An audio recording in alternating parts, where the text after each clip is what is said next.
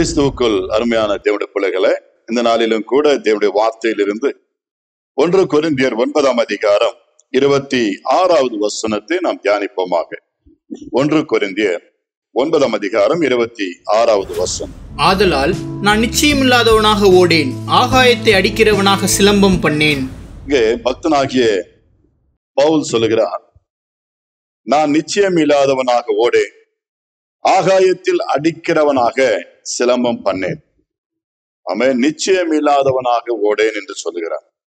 பிரியமான பிள்ளைகளை, இன்றைக்கு நாம் ஒவ்வொருவரும் ஒரு நிச்சயத்தோடு ஒரு லக்கை நோக்கி ஓடிக்கொண்டிருக்கிறோம். இன்றைக்கு நம்ம அநேகர் நிச்சயமுடையவர்களாக நம்முடைய வாழ்க்கையில ஓடிக்கொண்டிருக்கிறோம். இந்த பூமியில எல்லோரும் ஒரு நிச்சயத்தோடு ஓடிக்கொண்டிருக்கிறோம். இன்றைக்கும் நம்முடைய பிள்ளைகளை படிக்க வைக்கிறோம். எதற்காக படிக்க வைக்கிறோம்? அவருடைய எதிர்காலத்தில் அவர் ஒரு மிகப்பெரிய ஒரு மருத்துவராகவோ, ஒரு பொறியாளராகவோ, அல்லது அவருடைய வாழ்க்கையில நல்ல ஒரு வக்கீலாக, அட்வொகேட்டாக, அது மட்டுமல்ல ஒரு நல்ல மிக உயர்ந்த ஒரு இடங்களுக்கு வர வேண்டும் என்பதற்காக அதற்கான படிப்பை தேர்வு செய்து அந்தந்த பள்ளிகளிலே அல்லது அந்தந்த கல்லூரிகளிலே அவர்களை நாம் சேர்க்கிறவர்களாக இருக்கிறோம். பிள்ளைகளுக்கு ஒரு கோல் செட் பண்ணி வைத்திருப்போம்.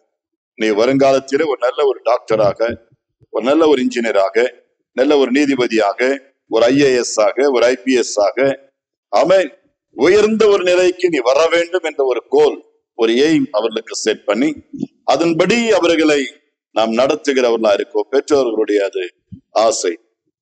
பிரியமான பிள்ளைகளை, அதே போலதான் இன்றைக்கும் நமக்கென்று தேவன் ஒரு ஓட்டத்தை நியமித்து வைத்திருக்கிறார்.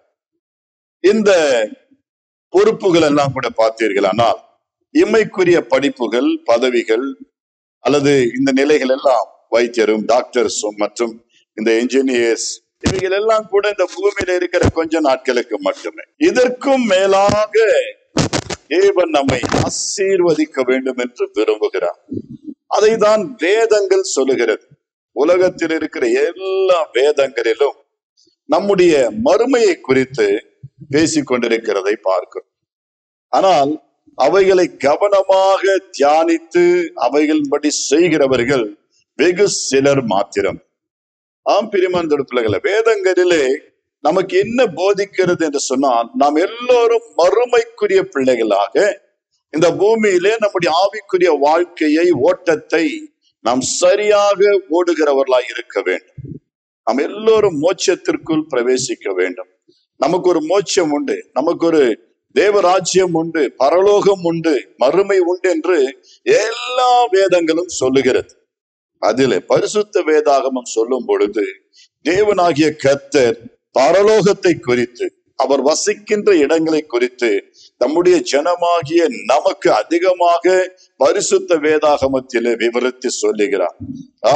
நம்முடைய வாழ்க்கையின் பயணத்திலே, இந்த மாம்சத்திற்குரிய பயணத்திலே ஏதோ ஒன்று அடைந்து, அதாவது ஒரு நல்ல உயர்ந்த நிலை அடைய வேண்டும் என்று பிரயாசப்பட்டு ஓடுகிறதை போல நம்முடைய ஆவிக்குரிய வாழ்க்கையிலே நாம் ஓட வேண்டும் என்பதும் நம்முடைய தேவனுடைய ஆசை. கர்த்தர் உன்னை உயர்ந்த நிலையில பார்க்க வேண்டும் என்பது அவருடைய ஆசை. ஒருவன் உலகம் முழுவதும் ஆதாயப்படுத்தி தன் ஜீவனை நஷ்டப்படுத்தினால் அவருக்கு என்ன பிரயோஜனம்? இந்த பூமியில ஒரு IAS ஆக, ஒரு நல்ல ஒரு IPS ஆக, ஒரு நல்ல மருத்துவராக, நல்ல ஒரு நீதிபதியாக, உயர்ந்த அதிகாரியாக, ஆபீசர்ஸாக வாழ்ந்தும் ஆமென், பரலோகத்தில நமக்கு இடம் இல்லை, பரலோகத்தில நமக்கு எந்த விதமான ஒரு ஆமென் நாற்காலி இல்லை என்று சொல்லும் பொழுது எவ்வளவு வேதனையா இருக்கு. கர்த்தர் நம்ம இம்மையில மட்டுமல்ல மறுமையிலும் உயர்ந்த நிலையில வாழ வேண்டும், காணப்பட வேண்டும் என்று அவர் வாஞ்சிக்கிறார்.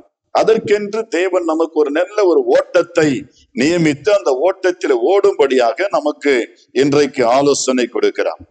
ஆமென். பவுல் அதுதான் சொல்லுகிறார், நான் நிச்சயம் இல்லாதவனாய் ஓடேன். அதாவது நான் இம்மையிலே உயர்ந்த நிலையில இருப்பதை போல மறுமையிலும் என்னுடைய நோக்கம் எல்லாம் மறுமைக்காகவும் நான் ஓடிக்கொண்டிருக்கிறேன் என்று தம்முடைய இம்மைக்குரிய வாழ்க்கை குறித்தும் தம்முடைய மறுமைக்குரிய வாழ்க்கை குறித்தும் ஆமென் அவர் தெளிவாக பேசிக் கொண்டிருக்கிறதை நம்மாலே பார்க்க முடியும். பிரியமான தேவனுடைய பிள்ளைகளை, நமக்கு தேவன் வைத்திருக்கிற இந்த ஓட்டம் மிக ஆசீர்வாதமான ஒரு ஓட்டம். இந்த ரேஸ் என்பது மிக ஒரு ஆசீர்வாதமான ஒரு ரேஸாக, ஓட்டத்தின் பந்தயமாக தேவன் நமக்கு வைத்திருக்கிறார்.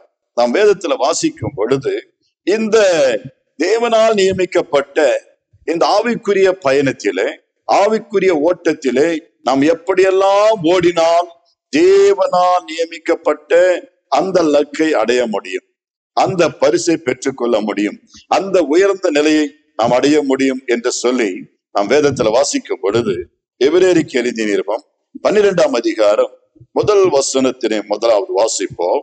எபிரேயர் 12:1. ஆகையால் மேகம் போன்ற இத்தனை திரளான சாட்சிகள் நம்மை சூழ்ந்து கொண்டிருக்க பாரமான யாவற்றையும் நம்மை சுற்றி நெருக்கி இருக்கிற பாவத்தையும் தள்ளிவிட்டு விசுவாசத்தை துவக்குகிறவரும் முடிக்கிறவருமாயிருக்கிற இயேசுவை நோக்கி நமக்கு நியமித்திருக்கிற ஓட்டத்தில் பொறுமையோட ஓடக்கடவோம். ஆமென். ஹல்லேலூயா. பார்த்தீர்களா? எனக்கு அருமையான தேவனுடைய பிள்ளைகளே, இந்த செய்தி கேட்கிற நம்ம ஒவ்வொருவரும் எப்படி ஓட வேண்டும், தேவனால் நமக்கு நியமிக்கப்பட்டிருக்கின்ற இந்த ஆவிக்குரிய ஓட்டத்திலே எப்படி ஓட வேண்டும் என்று சொல்லும் பொழுது, மேகம் போன்ற இத்தனை திரளான சாட்சிகள் நம்மை சூழ்ந்திருக்கையில் பாரமான யாவற்றையும் நம்மை சுற்றி நெருக்குகிற எல்லா பாவங்களையும் தள்ளிவிட்டு விசுவாசத்தை துவக்குகிறவரும் முடிக்கிறவரும் ஆகிய இயேசுவை நோக்கி, ஆண்டவராக இயேசு கிறிஸ்துவை நோக்கி, ஆமென், நமக்கு முன்பாக ஆண்டவர் நியமித்திருக்கிற ஓட்டத்தில் பொறுமையோடு ஓட கடவும் என்று சொல்லுகிறார். இந்த ஆவிக்குரிய ஓட்டத்திலே, ஆவிக்குரிய பயணத்திலே நமக்கு மிக மிக தேவையானது ஒன்று, அதுதான் பொறுமை. பொறுமையோடு கூட ஓட வேண்டும். நாம் அவசரப்பட்டால் அல்லது துரிதப்பட்டால் நாம் தடுமாறுவதற்கும், ஒருவேளை வழி விலகி போவதற்கும், நாம் விழுந்து போவதற்கும் வாய்ப்புகள் அதிகம். எனவேதான் ஆண்டவர் சொல்லுகிறார், பொறுமை உங்களுக்கு வேண்டியதா இருக்கிறது.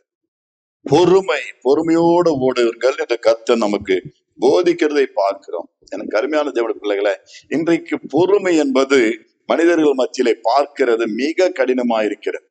ஏனென்றால் காலங்கள் அப்படிப்பட்ட காலங்கள். பொறுமைக்கு இடமில்லை. எல்லோரும் துரிதமாய் செயல்பட வேண்டும், சீக்கிரமாக அடைய வேண்டும், சீக்கிரமாய் சேர வேண்டும், சீக்கிரமாய் பண்ண வேண்டும். ஆமென். அது எப்படி ஆகிலும் சரி, லஞ்சம் கொடுத்தாவது, பணத்தை கொடுத்தாவது, எப்படியாவது ஒரு மேலான உயர்வான நிலைக்கு செல்ல வேண்டும் என்று அநேகர் பல விதத்திலே பல காரியங்களை செய்து கொண்டிருக்கிறார்கள், இந்த பூமியிலே உயர்ந்த நிலைகளை அடைய. ஆனால் கர்த்தரோ அப்படி இல்லாம் நமக்கு சொல்லுகிற காரியம் என்ன? தேவன் நமக்கு நியமித்திருக்கிற ஓட்ட பந்தயத்திலே அந்த ஓடும் பொழுது பொறுமையோடு ஓடுவோமேனால் தேவன் நமக்காக வைத்திருக்கிற அந்த பரமராஜ்யத்தை நாம் நிச்சயமாக அடைய முடியும். பொறுமை குறித்து வேதத்துல வாசிக்கும் பொழுது எபிரேயர் 10ஆம் அதிகாரம் 36வது வசனத்திலும் நாம் வாசிப்போம். வாசிங்க. ஆமென். ஹல்லேலூயா. தேவன் இந்த ராஜ்யத்தை குறித்து நமக்கு சொன்ன வார்த்தையை பார்ப்போம். நீங்கள் தேவனுடைய சித்தத்தின்படி செய்து வாக்குத்தத்தம் பண்ணப்பட்டதை பெறும்படிக்கு பொறுமை உங்களுக்கு வேண்டியதாயிருக்கிறது. கர்த்தர் என்ன சொல்லுகிறார்? நாம் அவருடைய சித்தத்தின்படி செய்து அவருடைய விருப்பத்தின்படி செய்யணும். இந்த உலகத்திலே உலக பிரகாரமான மேலான நிலைகளை அடைய, அதிகாரங்கள் பெற, அதிகாரத்தை பெற எப்படி நாம் அதற்கான எல்லா படிப்புகளையும் படித்து அதன்படி செய்கிறோமோ, ஆவிக்குரிய வாழ்க்கையிலே தேவன் நமக்கு நியமித்திருக்கின்ற அந்த பரம ராஜ்யத்திற்குள் பிரவேசிக்க நாம் என்ன செய்யணும்? ஆமென். வேதம் சொல்லுகிறபடி அவருடைய சித்தத்தின்படி, அவருடைய விருப்பத்தின்படி, அவருடைய ஆசையின்படி நாம் செய்ய வேண்டுமா? ஹல்லேலூயா. அது மட்டுமல்ல, வேதம் சொல்லுகிறபடி பொறுமையோடு ஓட வேண்டும். பொறுமை உங்களுக்கு வேண்டியதா இருக்கிறது என்று சொல்லுகிறார்.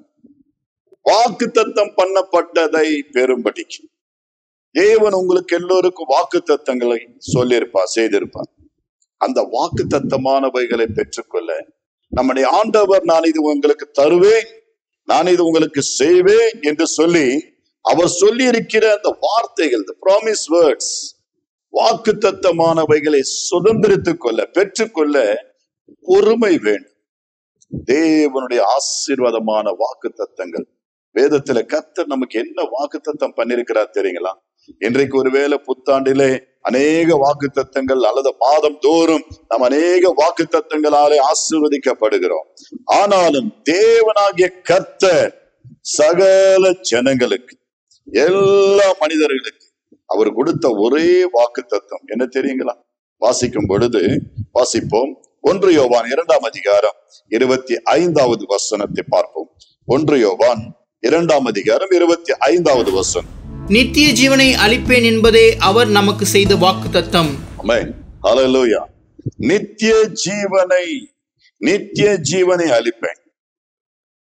ஒருவன் என் பின்னே வருவானேயானால், ஒருவன் என்னை விசுவாசிப்பானேயானால், இதோ ஒருவன் என்னை ஏற்றுக்கொள்ளும் பொழுது, ஒருவன் என் நாமத்தின் மேல் உறுதியாய் நம்பிக்கையாய் வாழும் பொழுது அவர்களுக்கு கிடைக்கின்ற பலன் என்ன? நான் அவர்களுக்கு செய்கின்ற பலன் என்ன, நன்மை என்ன என்று சொன்னால், ஏதோ பூமியிலே ஒரு நல்ல வேலை வாங்கி கொடுப்பதோ, அல்லது இம்மையில ஒரு பெரிய லேண்ட் வாங்கி கொடுப்பதோ, அல்லது பெரிய ஒரு வீட்டை கட்டி கொடுப்பதோ, அல்லது மற்ற விதமான உலக பிரகாரமான காரு வசதிகள் போன்ற வசதிகளை செய்து கொடுப்பதோ அல்ல. இவைகள் எல்லாம் கடைந்து போகிறவர், இவைகள் எல்லாம் கடந்து போகிறவைகள், எல்லாம் மறைந்து போகும், ஒளிந்து போகும். தேவன் இப்படிப்பட்ட அற்பமான பொருட்களாலே, அற்பமான நிலையற்ற ஆசீர்வாதங்களினாலே நம்மை திருப்தியாக்குகிற தேவன் அல்ல. மாறாக அவர் சொல்லுகிற வார்த்தை, நித்திய ஜீவனை அளிப்பேன்.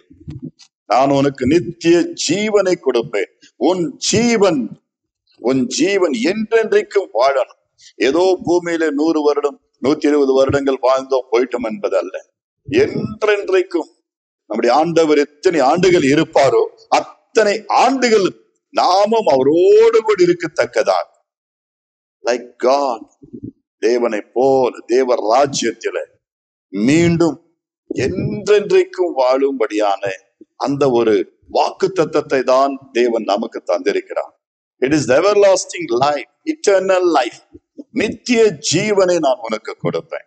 பிரியமான தேவனுடைய பிள்ளைகளே, இது உலகத்தில் ஒருவரும் சொல்லி இராத வார்த்தை. யாரும் நமக்கு இப்படிப்பட்டதான வாக்குத்தத்தத்தை பண்ண முடியாது, செய்ய முடியாது.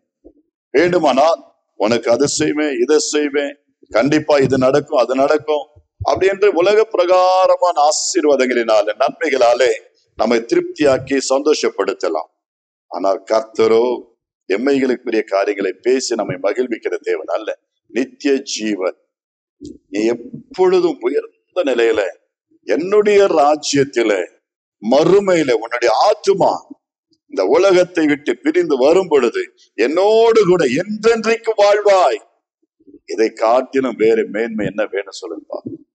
அதற்காகவே கர்த்தர் நம்மை இந்த ஓட்டத்திலே நம்மை வைத்திருக்கிறார். இந்த ஓட்டத்திலே நாம் பொறுமையோடு ஓடினால்தான் நாம் அந்த ராஜ்யத்தை சுதந்திரத்தை கொள்ள முடியும். வேதம் சொல்லுகிற போது வாசிப்போம். எபிரேயருக்கு எழுதிய நிருபம் 6ஆம் அதிகாரம் 11, 12 ஆகிய வசனங்களிலும் ஆண்டவர் தெளிவாக ஒரு வார்த்தை சொல்லியிருக்கிறார். வாசிப்போம். எபிரேயர் 6ஆம் அதிகாரம் 11, 12வது வசனம். ஏனென்றால் உங்கள் கிரியையும் நீங்கள் பரிசுத்தவான்களுக்கு ஊழியம் செய்ததினாலும் செய்து வருகிறதினாலும் தமது நாமத்திற்காக காண்பித்த அன்புள்ள பிரயாசத்தையும் மறந்து விடுகிறதற்கு தேவன் அநீதியுள்ளவர் அல்லவே. நீங்கள் அசதியாயிராமல் வாக்குத்தத்தமான ஆசீர்வாதங்களை விசுவாசத்தினாலும் நீடிய பொறுமையினாலும் சுதந்திரத்துக் கொள்ளுகிறவர்களை பின்பற்றுகிறவர்களாயிருந்து. வாசிக்கப்பட்ட பகுதியில நீங்கள் அசதியாயிராமல்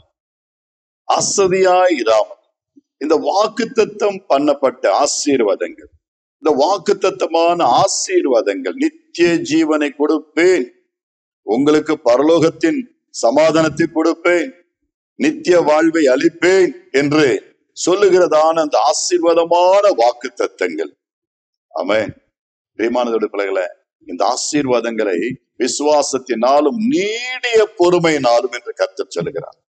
விசுவாசத்தினாலும் நீடிய பொறுமையினாலும் சுதந்திரித்துக் கொள்ளுகிறவர்களாய், பின்பற்றுகிறவர்களாய் இருக்க வேண்டும் என்று உங்களுக்கு நம்பிக்கையில பூர்ண நிச்சயம் உண்டாகும்படி நீங்கள் எல்லாரும் முடிவு பரியந்தம் என்ன செய்யணும்? ஜாக்கிரதை உள்ளவர்களா இருக்கு, முடிவு பரியந்தம். நாம் சாகிற வரைக்கும் அல்லது கர்த்தருடைய வருகையிலே நாம் எடுத்துக்கொள்ளப்படும் மட்டும் நாம் ஜாக்கிரதை உள்ளவர்களா இருக்கணும். நம்முடைய பொறுமை காத்து கொள்வதிலே, ஆமென், பொறுமையோடு இந்த நியமிக்கப்பட்ட ஓட்டத்திலே, ஆவிக்குரிய பயணங்களிலே, ஆவிக்குரிய வாழ்க்கையிலே நாம் ஓடுவதற்கு ஜாக்கிரதை உள்ளவர்களா இருக்க வேண்டும் என்று, ஆமென், நம்முடைய ஜாக்கிரதையை காண்பிக்க வேண்டும் என்று ஆசையா இருக்கிறேன் என்று பக்தன் சொல்லுகிறதை பார்க்கிறோம். எனக்கு பிரியமான தேவனுடைய பிள்ளைகளை, நம்முடைய பொறுமையை ஜாக்கிரதையோடு காத்து கொள்ள வேண்டும். அநேக நேரங்களிலே சத்துரு நம்முடைய பொறுமையை சோதிக்கிறவனாய், நம்முடைய பொறுமையை இழக்க பண்ணுகிறவனாய், நம்முடைய ஓட்டத்தை விட்டு விலக செய்கிறவனாய் இருக்கிறான். இது நிமித்தமாக அநேகர் பின்வாங்கி போய்விடுவார், கர்த்தரை விட்டு தூரம் போய்விடுவார். அநேகர் கர்த்தரை மறுதலிக்கிறவர்களாய் காணப்படுவார். விசுவாச துரோகம் முந்தி நேரிடுகிறதாய் காணப்படும். எனவேதான் கர்த்தர் சொல்லுகிறார், அன்பையான தேவனுடைய பிள்ளைகளே, பொறுமையை காத்து கொள்ளுங்க, பொறுமையை காத்து கொள்ளுங்க, ஜாக்கிரதையாய் காத்து கொள்ளுங்க, பொறுமையோடு ஓடுங்க, நிதானமாய் நடவுங்க. ஆமென். ஏனோதானமாக ஓடிவிட்டோம் என்று ஓடுகிறதுக்கல்ல இந்த ஆவிக்குரிய ஓட்டம். ஆமென். நியமித்த ஓட்டத்திலே, ஆமென், தேவன் நமக்கு வைத்திருக்கிற அந்த டிராக்ல சரியாக நாம் ஓட வேண்டும். பொறுமையோடு ஓடினால் நிச்சயமாகவே தேவனுடைய ராஜ்யத்திற்குள் நாம் பிரவேசிக்க முடியும். இதை நான் சொல்லவில்லை, கர்த்தருடைய வேதம் நமக்கு சொல்லுகிறது. ஆண்டவர் கொடுத்த நித்திய ஜீவன், ஆண்டவர் வாக்குத்தத்தம் பண்ணின நித்திய ஜீவன், அந்த வாழ்க்கைக்குள் பிரவேசிப்பதற்கு நாம் பொறுமையோடு கூட ஆவிக்குரிய வாழ்க்கையில ஓட வேண்டுமா? ஆமென். பிரியமானவருடைய பிள்ளைகளை, தேவனுடைய வார்த்தை சொல்லுகிறது. வாசிங்க. பக்தனாகிய தாவீது இப்படியாய் சொல்லுகிறான். சங்கீதங்களின் புஸ்தகம் 40ஆம் அதிகாரம் 1வது வசனத்தை பாருங்க. சங்கீதம் 40:1. கர்த்தருக்காக பொறுமையுடன் காத்திருந்தேன், அவர் என்னிடமாய் சாய்ந்து என் கூப்பிடுதலை கேட்டார். பார்த்தீர்களா? இந்த வார்த்தைகளை கேட்கிற எனக்கு அருமையான தேவனுடைய பிள்ளைகளை, பக்தனாகிய தாவீது சொல்லுகிறான், நான் கர்த்தருக்காய் பொறுமையுடன் காத்திருந்தேன், என் ஆண்டவருக்காக பொறுமையுடன் காத்திருந்தேன், அவர் என்னிடமாய் சாய்ந்து என் கூப்பிடுதலை கேட்டார். நாம் பொறுமையுடன் காத்திருக்கும் பொழுது கர்த்தர் நமக்கு செவி சாய்ப்பார். அவர் நம்மிடமாய் திரும்புவார், நம்முடைய நோக்கத்தை நிறைவேற்றுவார், நம்முடைய ஆசைகளை நிறைவேற்றுவார், நம்மை நித்திய ஜீவனிலே நிச்சயமாய் கொண்டு போய் விடுவார். இது 100% ஷூர். ஏனென்றால் வேதம் சொல்லுகிறது, பக்தன் சொல்லியிருக்கிறார், நான் பொறுமையுடன் காத்திருந்தேன். அவசரப்படக்கூடாது, தேவனுடைய காரியங்கள் அவசரப்படக்கூடாது, வேகத்தை காட்டக்கூடாது, உடனே சினம் கொள்ளக்கூடாது, கோபப்படக்கூடாது, தேவன் மேல எரிச்சல் அடையக்கூடாது. ஆமென். அல்லேலூயா. எரிச்சல் உள்ளவர்களாய், கோபப்படுகிறவர்களாய், தேவன் மேல் வெறுப்புள்ளவர்களாய் காணப்பட்டால் தேவனுடைய மகத்துவமான மேலான அந்த மறுமைக்குரிய ராஜ்யத்தை, மேலான அதிகாரங்களை, மேலான ஆசீர்வாதங்களை நம்மாலே சுதந்திரத்தை கொள்ள முடியாது. எம்மைக்காக மாத்திரம் நம்ம கர்த்தரை தேடக்கூடாது. எம்மையில உள்ளவைகள், காண்கிறவைகள் எல்லாமே எல்லாம் அழியக்கூடியவைகள், காணாதவைகள், என்றென்றைக்கும் நிலைத்திருக்கக்கூடியவைகள். எனக்கு அருமையான தேவ ஜனமே, இந்த செய்தி கேட்டுக் கொண்டிருக்கிற நம்முடைய வாழ்க்கையில எம்மைக்குரிய ஆசீர்வாதங்களை பெற, உயர்ந்த நிலைகள் அடைய, நாம் ஏதோ ஒரு படிப்புல படித்து அந்த படிப்புக்கேற்ற ஒரு பட்டத்தை பெற்று, ஆமென், அந்த அதிகாரங்களுக்குள் நாம் கடந்து போகலாம். ஆனா நித்திய ஜீவனுக்குள் பிரவேசிக்க ஒரே வழி ஆண்டவராகிய இயேசு கிறிஸ்து. அவருடைய வார்த்தைகள், நித்திய ஜீவன் அளிப்பேன் என்று சொன்ன வாக்கு தத்தத்தை சுதந்திரித்துக் கொள்ள அவர் காண்பிக்கிற வழி பொறுமையின் வழி. பொறுமையோடு கூட நாம் கடந்து போக வேண்டும், வாழ வேண்டும். பொறுமை உங்களுக்கு வேண்டியதா இருக்கிறது. பொறுமையுள்ளவன் நிச்சயமாய் சுதந்திரித்துக் கொள்வார். பக்தன் தாவீது சொன்னது போல, நான் கர்த்தருக்கு பொறுமையுடன் காத்திருந்தேன் என்று சொல்லுகிறார். எனக்கு அருமையானதோட பிள்ளைகளே, நீங்க கர்த்தருக்கென்று பொறுமையோடு காத்திருக்கும் பொழுது, கர்த்தரிடத்தில் உங்களுடைய பொறுமையை நீங்கள் காட்டும் பொழுது, உங்களுடைய ஆவிக்குரிய வாழ்க்கையில பொறுமையாய் வாழும் பொழுது, நிச்சயமாகவே நாம் அந்த நித்தியத்தை அடைய முடியும். அதுதான் நீதிமொழிகள்ல பக்தன் சொல்லும் பொழுது 25ஆம் அதிகாரம் 15வது வசனம், நீதிமொழிகளின் புஸ்தகம் 25:15வது வார்த்தை. நீண்ட பொறுமையினால் பிரபுவையும் சம்மதிக்க பண்ணலாம், இனிய நாவு எலும்பையும் நொறுக்கும். ஆமென். அல்லேலூயா. தாவீது சொன்னது போல, நான் கர்த்தருக்கு பொறுமையுடன் காத்திருந்தேன், அவர் என்னிடமாய் சாய்ந்தார். இங்கே வேதம் சொல்லுகிறது, நீண்ட பொறுமையினால பிரபுவையும் சம்மதிக்க பண்ணலாம். எப்பேற்பட்ட பிரபுவையும் ராஜாக்களையும் நாம் சம்மதிக்க பண்ணலாம். அதற்கு வேண்டியது பொறுமைதான்.